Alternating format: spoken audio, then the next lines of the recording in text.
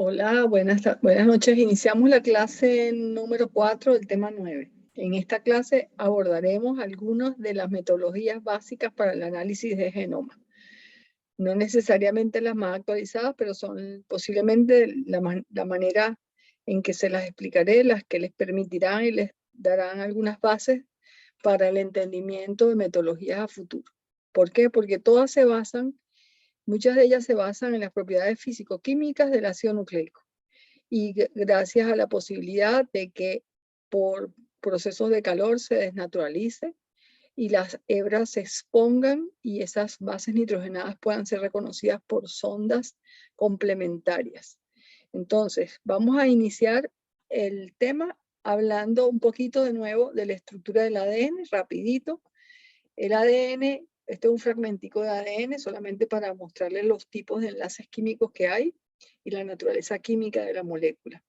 El ADN es una molécula constituida por dos cadenas polinucleotídicas enlazadas por enlaces no covalentes de tipo puente de hidrógeno entre una hebra y la otra gracias al apareamiento de bases entre adenina, timina, guanina, citosina, exactamente complementarias. Para que una hebra hibride con la otra, tiene que haber una complementariedad de bases que garantice la unión una hebra con la otra. Es además una molécula cargada negativamente porque la cadena nucleotídica los nucleótidos están enlazados por un enlace fosfodiéster que tiene carga negativa. Esa carga negativa le confiere al ADN la posibilidad de enlazarse a resinas cargadas positivamente y moverse en un campo eléctrico hacia el polo positivo, es decir, ser atraídos hacia el polo positivo. Los ácidos nucleicos en una electroforesis se moverán hacia el polo positivo. Otra de las características de esta molécula es que por complementariedad de bases, como los enlaces son débiles, si yo aplico calor, perfectamente voy a poder separar esas dos hebras a una determinada temperatura. Ese proceso se llama desnaturalización. Y yo puedo desnaturalizar y renaturalizar por complementariedad de bases a través de un proceso de hibridación y tener reconocimiento de una hebra con la otra. Esas propiedades le permiten a uno utilizar el ADN como molde, utilizar el ADN como sonda y le permiten al investigador la posibilidad de utilizar estas características físico-químicas del ácido nucleico para separarlas de otras macromoléculas que tienen propiedades diferentes desde el punto de vista físico-químico. Están cargados negativamente, son solubles en agua, insolubles en solventes orgánicos y en alcohol al 70%, y las dos hebras son complementarias y antiparalelas. ¿Okay? ¿De dónde podemos aislar ADN? Podemos aislar ADN de muchas muestras. De un individuo podemos aislar ADN de las células blancas, de la sangre de las células blancas, los glóbulos rojos no tienen ADN. Podemos aislar de la médula de un hueso, de un diente, de un hueso. Podemos aislar DNA del folículo del cabello. Podemos aislar DNA del carrillo y posiblemente esta es la muestra más fácil de aislar, la que más se usa. Se utilizan unos hisopos específicos que raspan las paredes de los carrillos y esa es una muestra de células epiteliales que puede perfectamente empacarse y enviarse a los laboratorios especializados donde estos tipos de análisis se hacen. También se utilizan muestras de semen, que sobre todo se busca ADN de semen en una escena en donde ha ocurrido violación. Entonces el ADN está presente en absolutamente todas estas células y el genoma de un individuo es su ADN y puede ser obtenido, el genoma puede ser obtenido de absolutamente todas las células somáticas de ese individuo. ¿Cómo se aísla el ADN? La metodología para aislar ADN ha ido cambiando en el tiempo. Recuerdo mis tiempos mozos, aislábamos con cloroformofenol, es la metodología clásica donde el ADN queda muy puro, muy puro. ¿Por qué? Porque el cloroformofenol es un compuesto orgánico que tiene cloroformo y tiene fenol. Esa mezcla permite extraer lípidos y proteínas de una célula lisada, es decir, las células se lisan, se agitan, agitan en vórtex, se espera que la célula y la acción de estas enzimas proteinasa K y este detergente se rompan membranas, rompan proteínas. Ese lisado celular se le agrega una porción de cloroformofenol, se agita y se centrifuga en la parte superior cuando se separan en dos fases, la fase orgánica o con el fenolcloroformo y la fase acuosa en donde está el ADN. Ese ADN se toma y el ADN tomado de ahí puede lavarse y precipitarse con alcohol y lavarse hasta obtener un pellet, ya lo vamos a ver cuando les muestre otro dibujo, muy limpio, de ADN extremadamente puro. Sin embargo, este método involucraba fenolcloroformo, involucraba tiempo, involucraba trabajo hombre, era mucho más engorroso y se han ido entonces desarrollando otros métodos basados en las mismas propiedades que les acabo de decir, del ADN ser soluble en agua y de poderse enlazar a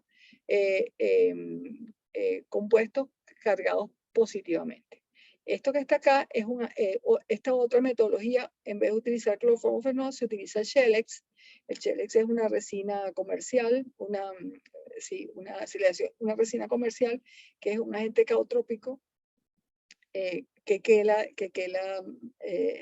un quelante, y él va a unir ahí, va a unir una serie de las proteínas y todo, y el ADN va a quedar libre, que va a también poder ser transferido por centrifuga, se va a poder ser transferido y el ADN puede ser también lavado y precipitado.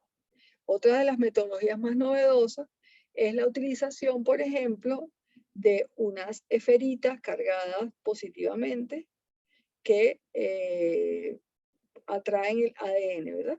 Y entonces, de todo el lisado celular, a esas esferitas se pega el ADN, pero esas esferitas son magnéticas, las puedo orientar y entonces puedo después que le he quitado las proteínas, lavado esto, eliminado los restos celulares, puedo perfectamente soltar el ADN de esas esferitas magnéticas y tener ADN limpio.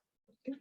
Esas metodologías hay mucho y comercialmente les venden a uno unas posibilidades inmensas. En la práctica nosotros hacíamos extracción por el método de salting out, que era esto que está aquí, es como se va a ver un ADN genómico aislado, fíjense, un marcador de peso molecular y unas bandas de alto peso molecular que casi entran a un gel. Ya vamos a ver qué es eso. Muchos métodos, salting out, extracción fenolcloroformo con el uso de polvo de salicilato de sodio o polvo de diatomeas, se obtienen estos polvos cargados, que son cargados positivamente, en donde se fije el ADN. Y fíjense cómo se ve cuando nosotros precipitamos el ADN con alcohol, se va a ver un agregado que se ve viscoso, se ven no las hebras, porque eso hay miles de hebras allí, se ve un agregado de ADN perfecto. Ese ADN se centrifuga, se disuelve y se analiza. Okay. Entonces se rompen las células con una enzima que rompe pared celular bacteriana, con una enzima que rompe membranas y rompe proteínas, se homogeniza, se produce ruptura osmótica, se producen cambios o por cambios de temperatura, también por ADN, por la ruptura celular puede ser por cambios de temperatura. Se rompe el núcleo, generalmente en presencia de inhibidores de nucleasas para que no se dañe. Se degrada selectivamente, se precipitan y se extraen las proteínas, se degrada selectivamente el RNA con RNasas, se precipita con alcohol y se absorbe el DNA de resinas cargadas positivamente o magnetizadas. Entonces tenemos ADN, ya tenemos ADN. Y eso lo hacíamos en la práctica, lo hacían ustedes. Aislar RNA es un poco más complicado. ¿Y por qué? Porque el RNA es de cadena sencilla, se degrada muy fácil. El sudor, la saliva que tenemos, en el sudor y en la saliva tenemos nucleasas, entonces para poder separar ácido nucleico sobre todo RNA, se necesitan tener unas condiciones mucho más limpias. Recobrar DNA de tejidos más viejos, de fósiles y esas cosas, es mucho más complicado. Efectivamente se hace y se utilizan, que hay protocolos para eso, se rompe la célula, se puede aislar y unir generalmente a colitas, se utilizan resinas y se unen para separar los polía, que serían los mensajeros de los demás. Cuando aislamos RNA total y se utilizan, se deben ver dos bandas. Si es una célula eucariota, deberíamos ver la banda de 28S y 18H RNA ribosomal. Cuando vemos esto, porque ese ARN está aislado y está casi que íntegro, porque todo esto que se ve blanco acá son RNA de distintos tamaños, mensajeros, pero estos que están acá son las bandas características de los RNA predominantes en una célula, que son los RNA ribosomales. Otra de las propiedades que tiene el ADN, entonces ya vimos cómo se aísla DNA y ya vimos cómo se aísla RNA, los cuidados que hay que tener para el aislamiento de RNA. Otra de las propiedades es que el ADN se puede desnaturalizar. ¿Y cómo puedo desnaturalizarlo? Por temperatura, principalmente por temperatura, y puedo separarlo en cadenas sencillas. Puedo permitir que se renaturalice, esperar un tiempo y él vuelve a hibridar bandas complementarias por complementariedad de base. Esas bandas van hibridando y vamos teniendo un DNA renaturalizado. Esto se los muestro porque esto es el principio de reconocimiento de una sonda a una secuencia nucleotídica particular en el DNA, de la posibilidad de anclarnos en un sitio y producir de ahí en adelante un proceso de síntesis, la posibilidad de sintetizar primer que van a hibridar con secuencias nucleotídicas específicas y le dan una especificidad, una reacción de amplificación puntual. Y todo obedece a complementariedad de bases. La hebra complementaria hibrida con su complementaria. Y eso es la base de la síntesis de ADN y la utilización de ADN y la posibilidad de reconocer blancos moleculares. Otra de las cosas que es importante que sepan es que existen enzimas que hoy en día las venden, uno tiene catálogos donde puede comprarlas, pero hoy hay enzimas que pueden cortar el ADN. Existen nucleasas, exonucleasas de los extremos, pero principalmente endonucleasas que pueden cortar el ADN en secuencias específicas muy particulares. Y uno puede saber en qué sitio esa endonucleasa cortó, y existen programas en donde uno introduce una secuencia nucleotídica y perfectamente te muestran los sitios de corte de las distintas endonucleasas disponibles. Las enzimas de restricción de tipo 2, las endonucleasas aisladas, son endonucleasas específicas aisladas generalmente de microorganismos, reconocen secuencias cortas específicas y cortan el DNA cerca de una secuencia de reconocimiento. Reconocen usualmente de 4 a 6 pares de bases, pero hay algunas que reconocen más bases todavía. Las secuencias de reconocimiento son usualmente palindrómicas, es decir, se leen de un lado hacia el otro en la cadena, es la misma secuencia invertida. Un palíndromo es una secuencia de ADN que es idéntica al ser leída en ambos sentidos. Tiene la misma secuencia de derecha a izquierda y de izquierda a derecha, como ese ejemplo que puse aquí, anilina, pero ya lo vamos a ver en los ácidos nucleicos. El sitio de reconocimiento se llama sitio de restricción y la enzima que rompe un enlace fosfodiéster de una hebra guía y el otro fosfodiéster de la otra hebra complementaria. Si se rompen las dos hebras, porque es una endonucleasa tipo 2. Esas endonucleasas van a reconocer secuencias como esta. Fíjense que CCAA, CC palindrómicas, ¿okay? Generalmente. Ejemplo de secuencias palindrómicas, esa que está puesta allí. Las enzimas de restricción son aisladas de bacterias. Su nombre deriva de las bacterias. La primera letra en mayúscula es el género, la segunda letra en minúscula es la especie y las letras adicionales para la cepa. Los números romanos indican las diferentes enzimas aisladas de una misma cepa bacteriana en el orden numérico en que han sido descubiertas.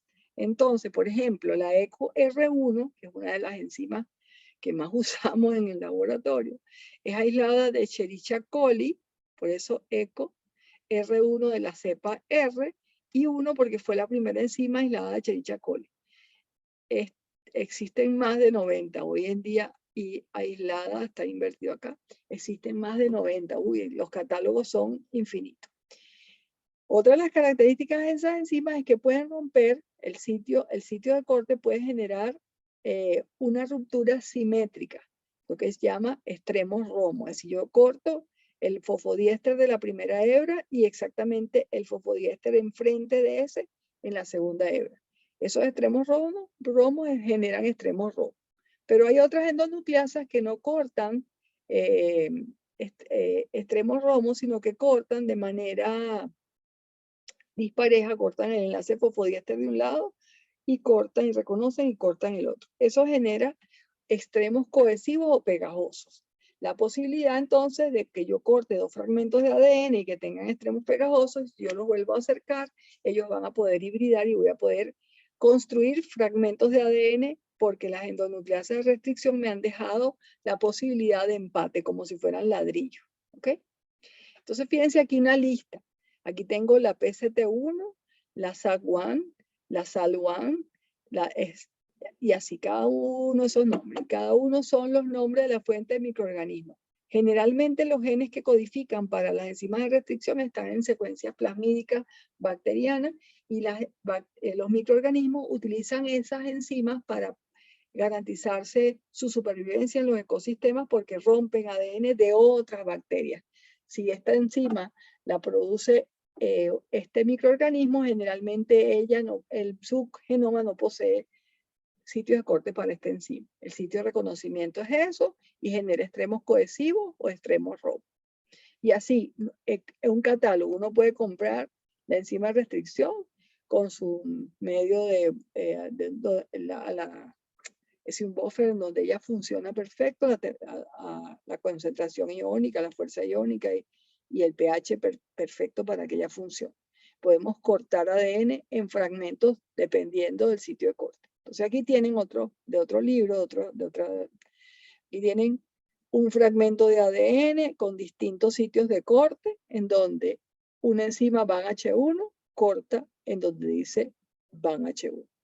Fragmentos, BAN-H1, generan un fragmento, otro fragmentico y un fragmento más grande. Aquí tenemos PCT1 y PCT serían dos sitios y entonces me corta el ADN en donde están los dos sitios. Y aquí tendríamos EcoR1 y sería aquí y aquí. Entonces tenemos aquí, aquí y aquí. Tendríamos 1, este fragmento, 2, este fragmento, 3, este fragmento y 4, este fragmento. Entonces fíjense que yo puedo cortarlo y lo bueno de esto es que yo puedo, yo voy a un sitio, déjenme ver si, no está aquí.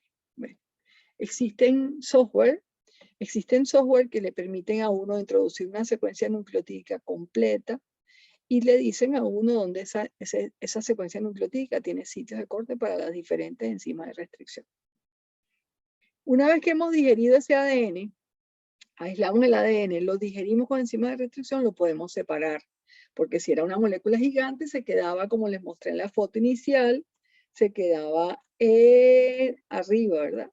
El ADN se quedaba arriba. Para yo que esto migre, yo pueda poder hacer análisis, yo tengo que fragmentar ese ADN y lo fragmento con esas enzimas de restricción y garantizo entonces la posibilidad de tener fragmenticos de ADN.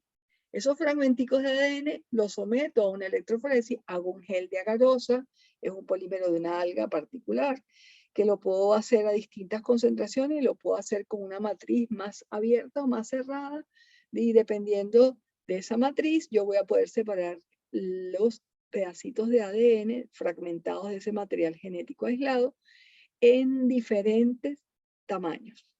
¿Cómo van a migrar? Todos van a migrar hacia el polo positivo. Y la movilidad electroforética va a ser directamente proporcional a la carga e inversamente proporcional al peso. Directamente proporcional al peso a la carga e inversamente proporcional al peso molecular. Entonces tendremos fragmenticos que van a migrar muy, muy rápido, chiquiticos, y fragmenticos que van a migrar muy lento, muy grande. ¿Okay? Entonces tenemos fragmentos. Aquí tendríamos los fragmentos de mayor tamaño y aquí tendríamos los fragmentos de menor tamaño. Y aquí lo estamos visualizando porque existen unas sustancias fluorescentes que se utilizan, que se intercalan en el DNA, y puedo yo visualizar las bandas. La separación en diferentes tamaños se puede hacer en electroforesia en geles de poliacrilamida o en geles diluidos de agarosa. Y la visualización generalmente se hace con colorante o con sondas que pueden usarse posteriormente, marcadas con radioactividad, ya casi no se usan, pero marcadas también con otras sustancias, biotina o cualquier otra sustancia que vamos a ver más adelante, que se pueden utilizar para hacer marcaje de esa zona.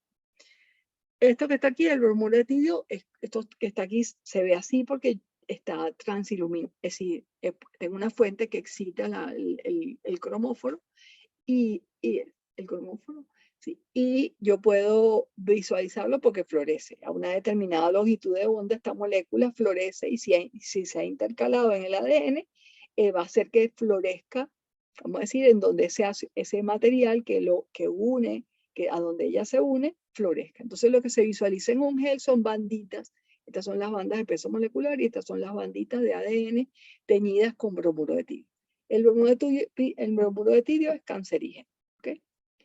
Entonces, cuando yo digiero un DNA completo con una enzima de restricción, veo unas cosas así chorreadas, unas bandas de distintos tamaños. Se ve una mancha a lo largo de todo el gel. Si yo quiero entonces identificar alguno de estos fragmentos, necesito hibridar. Hibridar significa un ADN de una especie, un ADN de otra especie, o un ADN que estoy analizando y una sonda, y voy a permitir que se formen duplex, ¿verdad? Y que yo pueda entonces, con una sonda que puedo marcar con alguna cosa, visualizar en dónde tengo el fragmento de interés.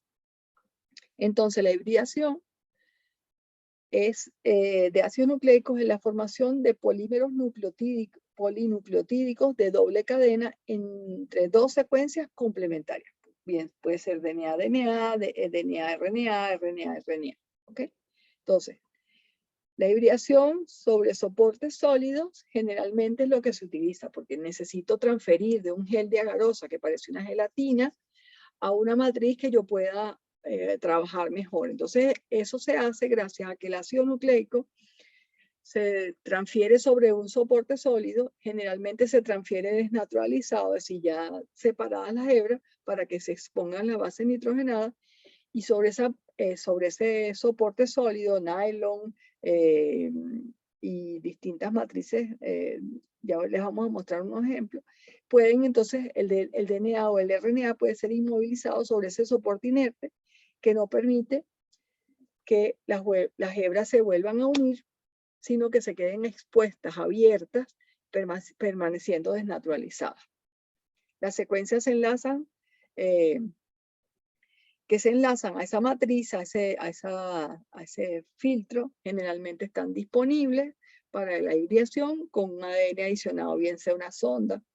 Los soportes son filtros de nitrocelulosa, de nylon, que son los más usados y comunes. Y dependiendo de qué vayamos a transferir a esa membrana, hablaremos de Southern blot si es DNA lo que transferimos, de dot slot blot si lo hacemos en gotitas o en rayitas, si no lo hacemos del gel, sino que doteamos, ponemos gotitas o ponemos sobre es como un molde, ponemos rayitas y fragmentos de ADN, pero puestos localizados de una manera particular, no que vienen de un gel, sino que vienen puestos sobre las membranas de nylon o nitrocelulosa. O si transferimos RNA, hablamos de Northern blot. ¿Okay? Entonces, el Southern blot es la transferencia. Southern es un procedimiento para transferir DNA separado y desnaturalizado desde un gel de agarosa a un soporte sólido, donde este puede hibridar con un ácido nucleico complementario. El ADN es separado por tamaño.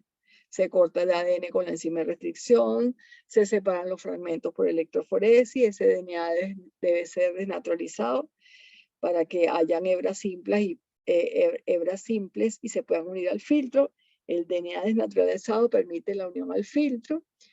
El DNA es transferido a un papel de filtro por capilaridad y esas membranas pueden ser utilizadas para hacer hibridación con sondas y visualizadas con sondas. Entonces veamos aquí. Rompí el DNA con enzima de restricción, hice la electroforesis, lo transferí, desnaturalicé el DNA y lo transferí a un papel de nitrocelulosa, incubé con una sonda, ¿verdad? Y esa sonda me reconoció dentro de esas bandas que antes se veían como un chorreado completo de fragmenticos, me reconoció en donde había segmentos de ADN que contenían una secuencia complementaria a la sonda. Aquí tiene DNA o RNA, tengo el gel, le pongo un sistema de transferencia, un buffer determinado. Y aquí tengo papel, y aquí tengo el gel, y le pongo papeles encima. Este es uno de los métodos más antiguos. Y por capilaridad yo transfiero, existen hoy en día aparatos que hacen esto sin necesidad de papel. Transfiero lo que estaba en el gel a un papel, y ese papel lo puedo hibridar con una sonda, y con esa sonda voy a detectar bandas complementarias de todo ese DNA que yo transferí. ¿Ok? Sondas. ¿Qué son sondas o probes? Son segmentos de ácidos nucleicos que pueden ser marcados con un marcador que sirve para la identificación y cuantificación. Pueden hibridizar con otros ácidos nucleicos como secuencias por complementariedad de base, que es un error también, que la computadora está en inglés y me cuesta. Ok, tipos de marcaje radioactivo, distintos isótopos, ya esto casi no se usa. Fluorescentes, sí, muchos, se utilizan mucho, sobre todo para visualización en microscopía de fluorescencia. Y los vimos cuando vimos la clase número 1. Biotinilados es uno de los métodos que más se usa, o con quimioluminiscencia luminol. Entonces, el sobre blot, para recordarles, es como cortar ADN en distintos fragmentos. Esos fragmentos se cortan, se transfieren a una membrana, ¿verdad? Se separan en un gel por tamaño, se transfieren a un papel o a un filtro y se les agrega una sonda, y esa sonda me permite visualizar unas banditas donde esa sonda consiguió complementariedad en el ADN separado. Entonces, así se ven los análisis. Pues se ven muestra 1, muestra 2, un gen particular en donde había secuencias complementarias, pues la sonda hibridó y se observa una cosa como esta.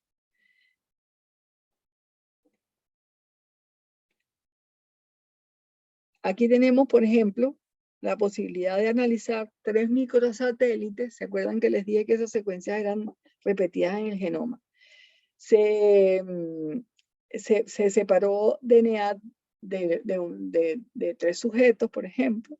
Se digirió con una enzima de restricción particular, pero se hibridó con el DNA digerido con esa enzima, se hibridó para reconocer 3 microsatélites diferentes. Entonces, la posibilidad de coincidencia de esas bandas es lo que puede permitir si esa persona es idéntica o es completamente diferente a la otra. ¿Okay? Entonces, fíjense eso como se ven, banditas, banditas, banditas, banditas. La posibilidad de coincidencia de ese conjunto de bandas, habiendo utilizado un marcador de microsatélite, ya vamos a ver otros ejemplos, es imposible de que coincidan absolutamente todas. ¿Okay? Coinciden algunas bandas, pero no coinciden todas. Esto que está aquí es resultado típico de un análisis de paternidad, en donde se ven banditas, ya vamos a ver al final de la clase qué es lo que se amplifica, pero en el fondo es en este caso es haber amplificado fragmenticos de ADN de secuencias conocidas específicas, y vamos a ver hibridado con una sonda. Pero era para que vieran que los tamaños de peso molecular, que vieran que la posibilidad de muchas bandas dependiendo de lo que estemos analizando. Este era el programa que les quería mostrar cuando les estaba hablando de las enzimas de restricción. Este es uno de los programas, hay muchos, pero uno mete en este recuadro la secuencia nucleotídica que se baja de las bases de datos que ya les di. Mete la secuencia nucleotídica acá y o el número del gene bank, y entonces eso se lo deposita acá, y puedo entonces hacer, hacer análisis de corte con distintas enzimas de restricción, y me va a dar un patrón de restricción que me permite saber exactamente en dónde ese ADN se corta. Ok, vamos a ver otra de las reacciones que me interesa que aprendan y que la cátedra exige dentro del programa, que es una de las metodologías más novedosas. No, ya esto se describió en los años 80, 82 por ahí. Y ya en el 85 existían termocicladores comerciales que los vendían. ¿Okay? La reacción en cadena de la polimerasa es una reacción de amplificación puntual de un fragmento de ADN. Se puede obtener de un fragmentico de ADN que queremos analizar millones o billones de copias. Para lograrlo se requieren de cebadores complementarios a los extremos del fragmento que se desea amplificar y conocer en el fondo por lo menos la secuencia en donde van a hibridar esos cebadores, donde van a complementarse esos cebadores y van a proporcionarle la posibilidad a una DNA polimerasa de copiar cada una de las hebras.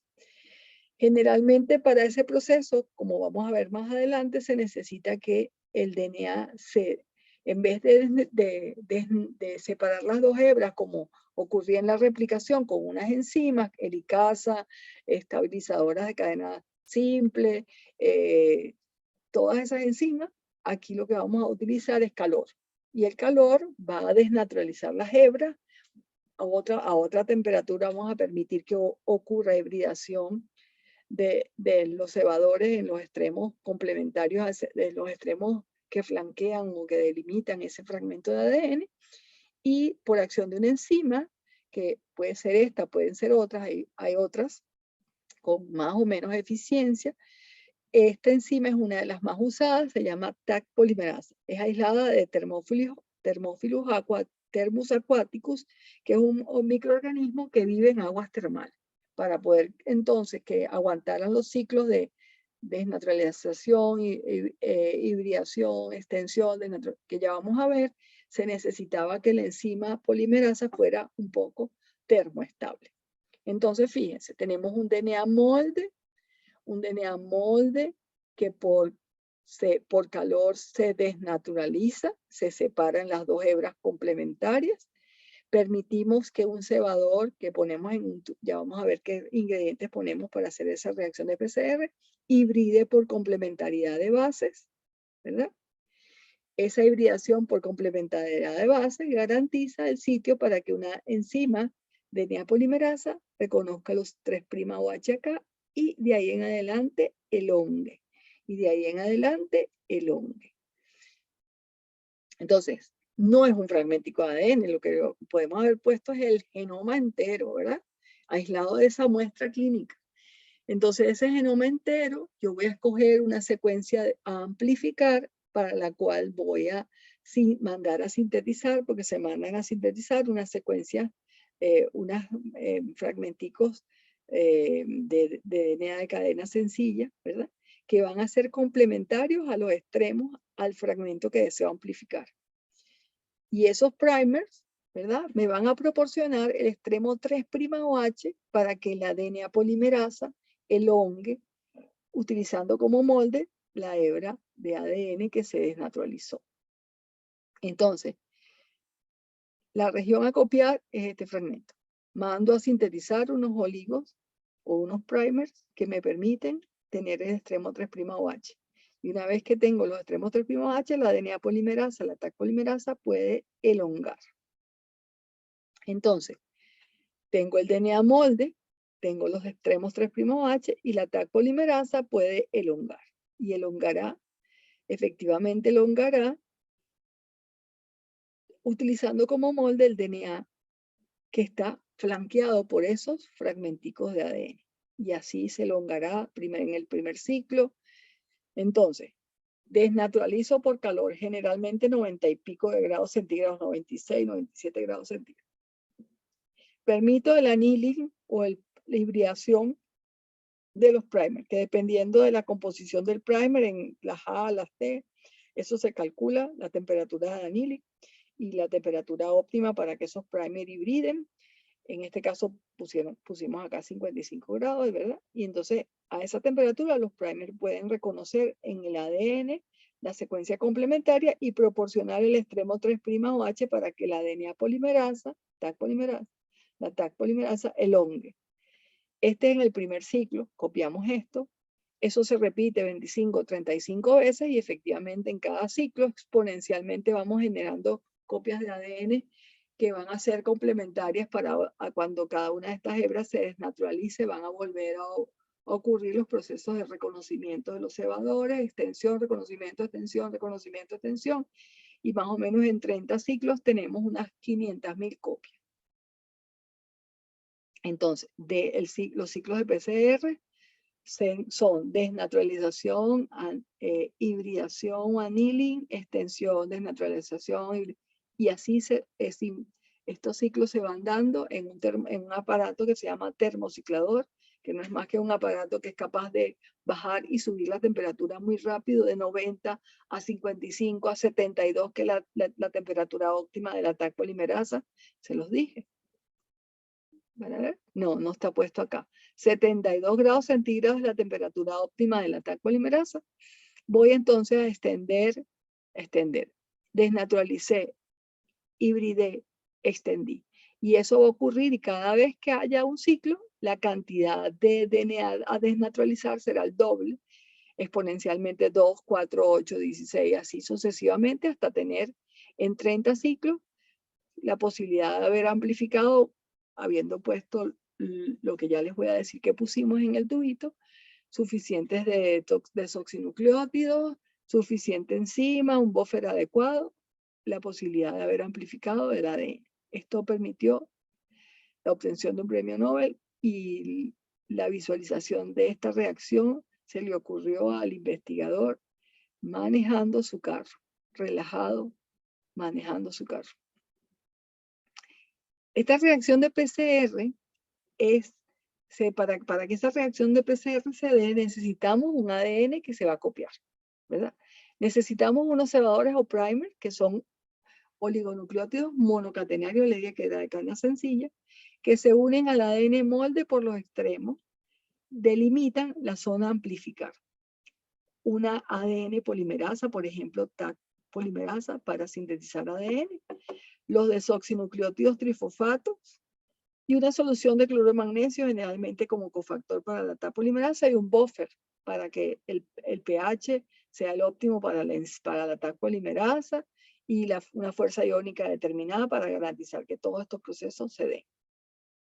Existe un video que quisiera pasárselos al final de la clase para que lo vean, pero aquí tienen el link, porque si yo ahorita me salgo, no sé cómo volverme a meter. Entonces, prefiero que ustedes lo veamos al final de la clase. Eso lo ponemos al final de la clase. Pero yo quiero que vean todas las posibilidades que permiten poder hacer esta reacción de PCR. Existen numerosas técnicas que se permiten posterior a la PCR. Entonces, se utilizan para amplificar DNA en general, pero también para producir sondas, para hacer análisis de RNA, por ejemplo, por transcriptasa reversa PCR, ya vamos a ver un ejemplo, para hacer análisis forense, porque amplificamos diferentes marcadores particulares que me permiten hacer identificación del sujeto involucrado en la escena del crimen, ¿verdad? Es decir, yo puedo amplificar blancos moleculares que me permiten discriminar una persona de otra. Puedo perfectamente, y es lo que hicimos por años en el laboratorio, detección de agentes infecciosos. Es decir, yo puedo, por ejemplo, amplificar secuencias nucleotídicas específicas de tuberculosis, de micobacterias tuberculosas, de lo que estamos viviendo ahorita. Nosotros podemos perfectamente, pero es por una reacción de RT-PCR, porque el coronavirus es un virus de RNA, pero yo puedo perfectamente diseñar primers o cebadores específicos que me reconozcan solamente el genoma de un agente infeccioso dentro de una muestra clínica. Y puedo diagnosticar enfermedades de difícil diagnóstico microbiológico por reacción en cadena de la polimerasa. Puedo hacer análisis de secuencia, puedo hacer mapeos a nivel cromosómico, hacer identificación hacer análisis de RNA mensajero y descubrir genes. Es decir, puedo aislar mensajeros y irme con ese mensajero a ir a ver dónde está su gen. Puedo hacer detección de mutaciones conocidas, puedo hacer ese análisis, lo puedo hacer cuantitativo, puedo saber cuántas copias del molde inicial habían, y eso me permite saber, por ejemplo, la reacción para coronavirus es una RT-PCR cuantitativa, porque me permite dar un resultado de positividad si tengo un número determinado de virus en la muestra clínica, ¿verdad? Y decir, bueno, si la reacción es positiva, yo tengo una carga viral en esa muestra de tanto. Puedo hacer detección de mutaciones desconocidas, puedo hacer estudios retrospectivos. Hicimos estudios retrospectivos también en el laboratorio, porque revisamos genoma, por ejemplo, tomamos muestras de cerebrales del Instituto de Anatomía Patológica y revisamos todos los casos de neurotuberculosis para demostrar que efectivamente el agente infeccioso de esos casos había sido Mycobacterias tuberculosas. Pero se puede hacer estudios de ADN de un dinosaurio, se puede hacer estudios retrospectivos de muchas posibilidades. Análisis de sitios de mutación se puede hacer. Se pueden hacer de tejidos, en secciones de tejidos congelados o en secciones de tejidos de anatomía patológica. Puede hacer localización de DNA y RNA. Las posibilidades en esta lámina se quedan cortas. Existen más posibilidades y existen muchos más estudios. Vamos a ver ¿qué es análisis de RNA? ¿Por qué? Porque en la guía les piden que hagan cómo harían el diagnóstico de un virus como el chikungunya o el Zika. Esto que está acá, fíjense, nosotros somos zona, países y territorios con transmisión activa del virus de Zika. Entonces, para nosotros es vital que nosotros tengamos monitoreo de Zika, porque, bueno, porque es una infección viral que puede producir en las mujeres embarazadas alteraciones cromosómicas en los bebés y es encefalopatía. Entonces es muy importante. Ese virus es transmitido por un zancudo, y ese virus hay que estarlo monitoreando siempre, igual que el chikungunya. Entonces las manifestaciones clínicas suelen ser parecidas a otras virosis. Se presenta con salpullido, con dolor de cabeza, con ojos enrojecidos, con fiebre, con dolor en las articulaciones, con dolor muscular, y uno de estos síntomas y pareciera que fuese COVID, ¿verdad? Entonces, ¿qué se amplifica? Se amplifican segmentos del genoma de ese virus, que es un RNA de cadena sencilla, pero para amplificarlo necesito transformarlo en DNA. Entonces lo que hago es que ese RNA lo paso a DNA por una reacción catalizada por una transcriptasa inversa o reversa, para que se pueda amplificar o porque se pueda detectar el genoma de un agente infeccioso cuyo genoma es ARN.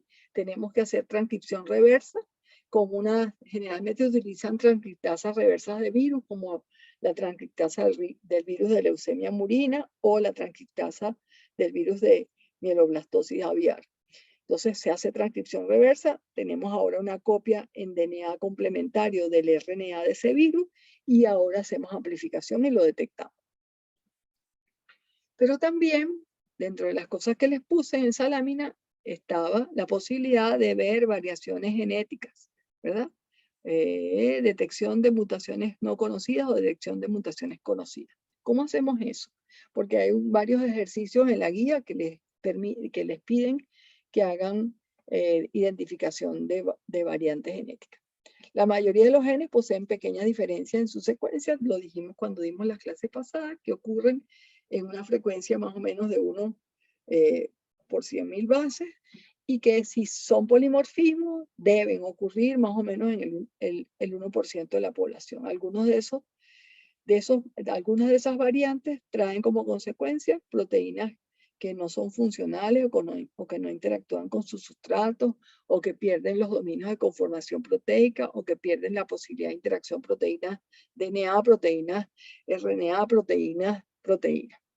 Los diferentes alelos se pueden detectar por hibridación con oligonucleótidos o sondas específicas. Entonces aquí tenemos 3 individuos que en un sitio determinado de su genoma tienen una sustitución de una base nitrogenada, un polimorfismo de nucleótidos simples, y para hacer esa detección necesitamos entonces detectar esa. Entonces, métodos basados en hibridación es el Söder blot, por ejemplo, o restricción de fragmentos polimórficos. ¿Okay? Vamos a ver eso. Vamos a ver esto. Por la ganancia o pérdida de un sitio de digestión por una enzima de restricción. Entonces esto versus esto, ¿verdad? Aquí hay una T por una A. O secuenciando el ADN, que será lo último que veremos en esta clase. Pero vamos a ver esto. Una de las posibilidades es que yo tenga por hibridación y yo produzca una sonda nucleotídica que sea específica para el alelo. Y que yo esta sonda solamente hibride si lo que está allí es el alelo con la variante. Si no, tengo una sonda, las puedo marcar y puedo tener unas sondas específicas para cada alelo y voy a tener hibridación específica con cada alelo. Se utiliza para detectar polimorfismos de nucleótidos simples. Y por ejemplo, en este caso, yo tengo, no es un polimorfismo nucleótido simple, pero tengo una variante de 3 bases. Esto es fibrosis quística, una enfermedad por deficiencia de una proteína transportadora de cloruro. Y esa enfermedad es complicada, su herencia hoy en día se analiza como las familias cuando nace un bebé generalmente se hacen los análisis de fibrosis quística porque es una enfermedad que tiene consecuencias a futuro y que esos niños tienen que ser atendidos con una dieta particular y con enzimas para mejorarle su capacidad respiratoria porque se les llenan las vías respiratorias de mocus de ADN. ¿Okay? Entonces esos muchachitos tienen que ser tratados con una serie de alternativas para mejorarles su calidad de vida. Entonces, una de las variantes más importantes o más marcadora de la fibrosis quística es la delta 508, que es una mutación en donde esto que está acá se remueve, es una deleción en el nucleótido 508 y eso produce entonces la fibrosis quística. Para que se herede, para que el paciente tenga fibrosis quística, los 2 alelos deben ser con la deleción. ¿Okay? Entonces tenemos, este sería el padre, la madre, los dos son heterocigotos, los dos tienen un alelo con la mutación, ¿verdad? Tenemos, esto sería haber doteado en una membranita el ADN del papá 2 veces y el ADN de la mamá 2 veces. Y hacerlo hibridar con la sonda normal y con la sonda que tiene la variante. ¿Okay? Entonces, al hibridar, la sonda normal hibrida con el ADN normal y la sonda con la variante hibrida con el DNA del papá, si el alelo que tiene el DNA de las variantes, ¿verdad? Y tenemos entonces las dos manchas. Tenemos a este, que será homocigoto normal porque heredó el alelo normal del papá y de la mamá y no va a tener fibrosis quística nunca. Y este va a ser un heterocigoto igual que los padres que podrá transmitirle, si se consigue una pareja que también sea heterocigota para fibrosis quística, pues podrá tener un hijo como este con fibrosis quística. Este ha heredado los dos alelos mutados y entonces va a presentar el cuadro de fibrosis quística. Aquí tienen cómo se buscan otras mutaciones. Entonces, otra de las posibilidades es, por ejemplo, este es el DNA normal, tiene 1, 2 y 3 sitios de corte para una enzima de restricción. Y la mutación destruye o hace perder ese sitio de corte. Así ya la enzima de restricción, que en este caso es la MCT, el MCT1, no reconoce ese sitio de restricción. ¿Por qué? Porque la mutación o la variación cambió el sitio de corte y ya ella no lo reconoce. Entonces, ¿qué va a pasar? Que cuando yo digiero este fragmento de ADN, voy a tener 1, 2, ¿verdad? 2 sitios, 3 sitios de corte y voy a tener un fragmento, 2 fragmentos. Y esos 2 fragmentos, ¿verdad? Esto es un producto de PCR. Esos 2 fragmentos los voy a visualizar como 2 bandas. Ese sería el normal. Cuando yo cojo esto, lo transfiero e hibrido con la sonda, voy a tener 2 normas. Pero cuando yo he perdido por la variación el sitio de corte, pues efectivamente voy a tener la posibilidad de haber perdido esto. No tengo cómo fragmentar este fragmento en 2, sino que tengo un fragmento completo de mayor peso molecular. Entonces, esta es el paciente que tiene la mutación. O detecto una persona normal y una persona con la mutación. Otra de las metodologías que les dije que se utilizaba para la búsqueda de secuencias nucleotídicas es la secuenciación. ¿Y qué es secuenciar? Es exactamente averiguar la posición de todos los nucleótidos en un genoma o un fragmento de genoma, A, T, C, C, C, C, G, y efectivamente decir esa es la secuencia. Y ese análisis de secuencia, cuando yo comparo el normal con el patológico, me dice si esta persona tiene la variante o si esta persona tiene la mutación. O ahorita estamos en Omicron porque encontramos en el fragmento que codifica para la espícula viral unas variantes genéticas que no estaban en las cepas iniciales, ni en la delta, ni nada. Entonces, en ese análisis genético de COVID, por ejemplo, en esa vigilancia genómica, hemos determinado que existe una nueva variante, ¿verdad? El virus mutó y se generó una variante. ¿Cómo lo hacemos? Por secuenciación. Entonces, el análisis, ¿para qué sirve secuenciar? Para hacer análisis de secuencias, para estudiar filogenia, para estudiar, en este caso, en el caso del coronavirus, el ejemplo que les estoy poniendo, que lo estamos viviendo, para hacer lo que llamamos epidemiología genómica o análisis de esas mutaciones que han ocurrido a lo largo de la pandemia, detección de polimorfismo de nucleótidos simples o mutaciones, y para diagnóstico. ¿Por qué? Porque yo puedo diagnosticar algunas patologías porque secuencio el genoma. ¿Por qué? Porque en algunos casos la variante genética no puede ser detectada por sondas, no puede ser detectada por patrones de restricción polimórficos, no puede ser detectada por otras de las metodologías que no les nombré sino 2 o 3, sino que tiene que secuenciarse el fragmento de ADN. ¿Ok? Entonces, para diagnóstico. Existen posibilidades de marcar el ADN con unas sondas. Hoy en día se disponen de muchas, ¿verdad? Que tienen una longitud de onda de absorción y de emisión diferentes, y yo puedo tener sondas que pueden ser detectadas por un microscopio fluorescente, por un equipo con una detección, con un sistema de detección de la fluorescencia.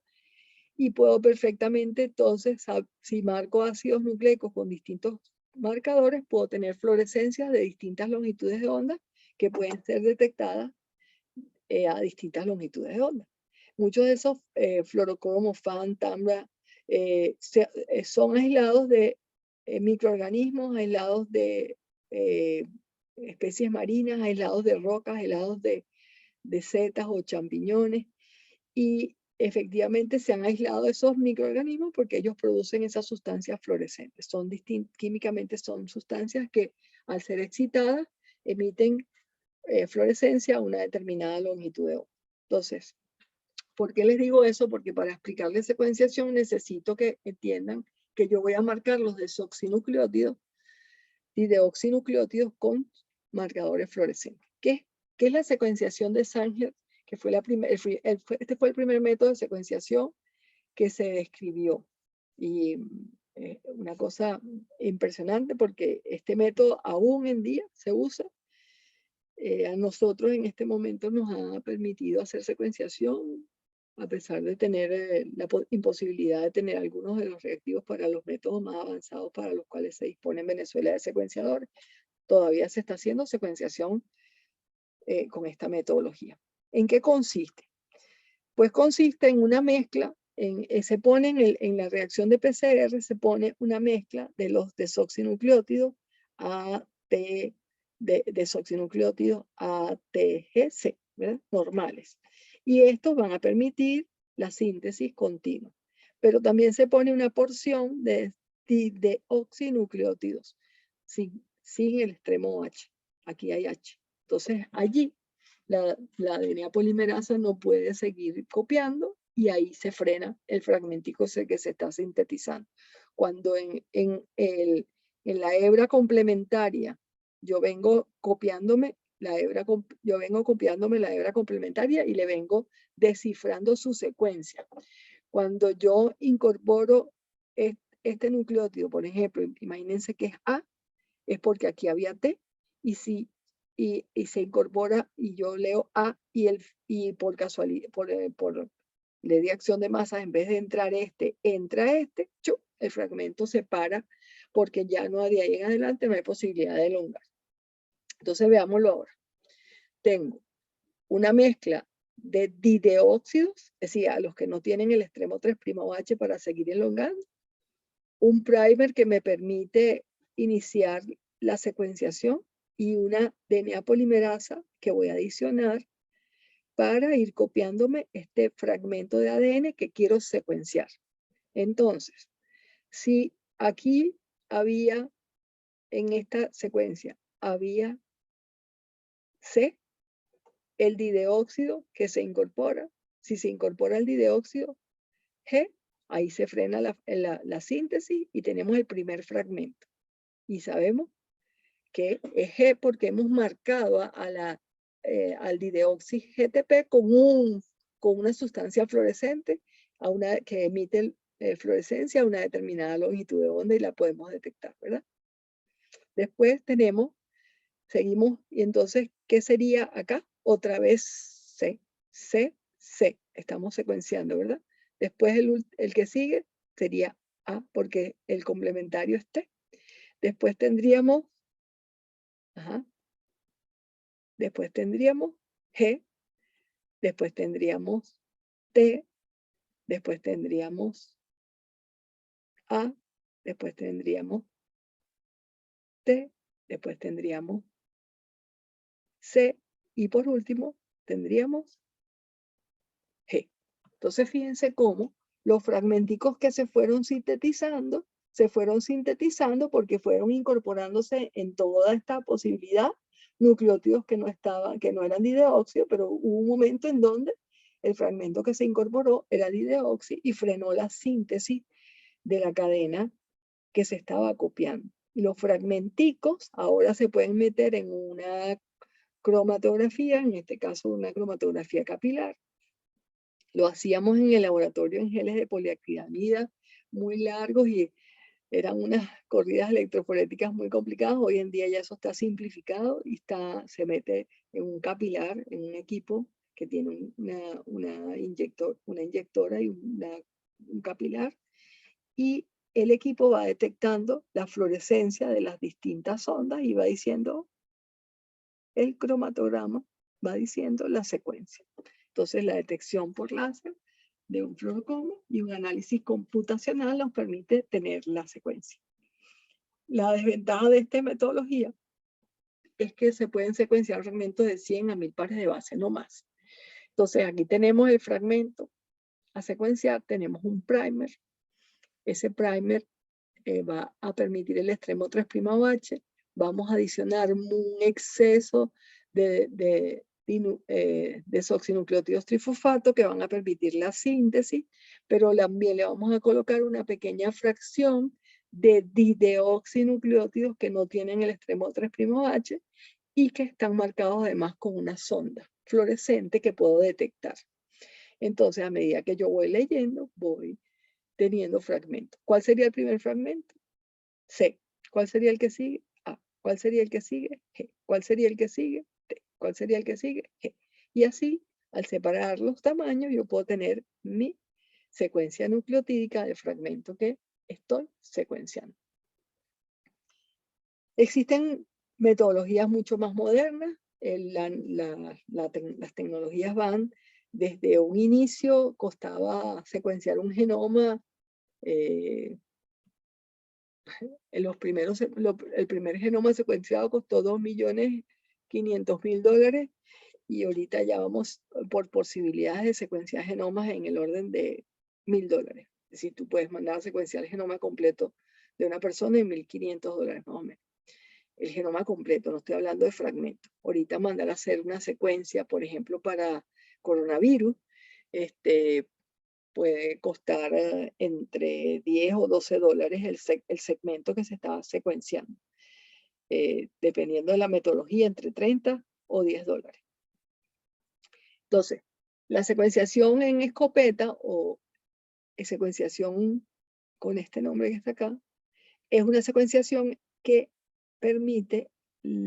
se permite gracias a que podemos cortar. Se hacen muchas copias de un fragmento de ADN, se cortan y esas piezas se ensamblan y se van secuenciando fragmenticos muy pequeñitos, pero a su vez solapados. Están en algunas de las secuencias están solapadas y se puede ensamblar como un rompecabezas la secuencia completa. Esta metodología fue la que permitió realmente hacer la secuenciación del genoma humano más o menos en los años 2003, 2004 y es una de las metodologías que más se usa. Sin embargo, existen otras metodologías que son mucho más modernas y que requieren menos tiempo. Voy a mostrarles acá cómo se hace el análisis de paternidad y cómo pudiéramos utilizar secuencias nucleotídicas repetidas en el genoma de las que les conversé en la clase pasada para hacer ese análisis. Este locus es uno de los locus que codifica, como dice acá, para una enzima que se llama tirosina hidroxilasa, que está localizada en el cromosoma 11, en el brazo P, en esta distancia microsatelital. Este marcador tiene una repetición tetranucleotídica, si TACA, por eso aquí le pintaron unos gaticos, ¿verdad? Con alelos que van desde 3 a 14 repeticiones. Y yo puedo tener un gatito, 2 gatitos o 14 gatitos, ¿sí? Por eso les puse eso sencillo para que lo puedan entender.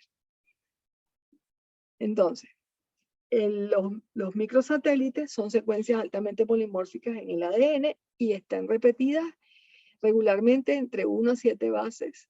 Es decir, el tamaño de esto es 1 a 7 y se encuentran repetidas a veces en muchísimas copias. En el caso particular de este marcador que hemos escogido para explicar, está repetido entre 3 o 14 veces. Es decir, una persona puede tener 3, otra puede tener 8, otra puede tener 14. ¿Ok? Para este marcador. Entonces, lo bueno de estas secuencias que son hipervariables, es decir, que tienen variación en cantidad, es que están flanqueadas o están delimitadas por regiones conservadas que pueden ser utilizadas para sintetizar los primers. Entonces yo mando a sintetizar los primers para esta secuencia y amplifico un fragmento por PCR que puede tener 4, 5, 6 o 7 secuencias de estas repetidas. Entonces voy a tener mi marcador de peso molecular, voy a tener el PCR de la madre y voy a demostrar que la madre tiene esa secuencia STR repetida. El tamaño es para este tamaño y este tamaño, es decir, los dos de la madre, los dos alelos de la madre tienen en este locus de interés, tiene un fragmento de mayor peso molecular o de más repeticiones y un fragmento de menos repeticiones. Y este es el papá y tiene estas repeticiones y estas repeticiones, y esta es la muestra, por ejemplo, de un hijo de estos dos que tiene un alelo de la madre y un alelo del padre. Entonces, así se hacen los análisis de paternidad, pero mucho más complejo porque se hacen con más secuencias de estas. Entonces, en vez de utilizar este que fue el que les mostré, ¿verdad? Este que fue el que les mostré, se utilizan, ¿verdad? Este que fue el que les mostré, se utilizan otros, están atrás en la lista, estaban, no, la lámina no me permitió mostrarles, pero es que en cada uno de los cromosomas tengo un códice, una secuencia como esa que les acabo de nombrar de la tirosina hidroxilasa, que tiene variabilidad en los STR, en los alelos para los short and repeat, y los tamaños de esos short and repeat van a variar en cada persona porque, por ejemplo, va a tener aquí en este 5 copias, en este 3 copias, en este 2 copias, en este 1 copia, en este, y así vamos a tener un patrón único de códice que si utilizan 13 o 15, en este caso tienen la imagen del 15, atrás estaba la imagen de 13.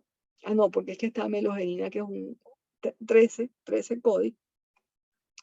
Y ese código entonces me dice, hijo, para tal short and repeat, este locus, usted tiene una repetición de 16. Para este usted tiene de 10. Para este tiene... Y entonces comparamos con el alelo del papá, y efectivamente el papá, al compararlo con el hijo, tiene todos los que el hijo tiene. Y entonces, la posibilidad de que el índice de paternidad se calcula matemáticamente. La probabilidad de paternidad es 99,99998%. Este es el papá de este niño.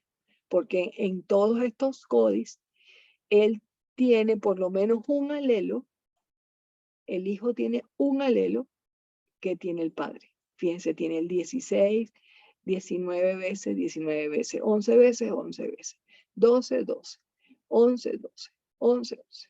¿Okay? Entonces, con esta lámina terminamos la clase de hoy, esperando que en las actividades prácticas podamos responder más preguntas sobre este tema. Agradecida que me hayan permitido demorarme un poco más porque ustedes sabían que estaba con complicaciones de salud y dispenso el tiempo que me he demorado en darles esta clase disponible.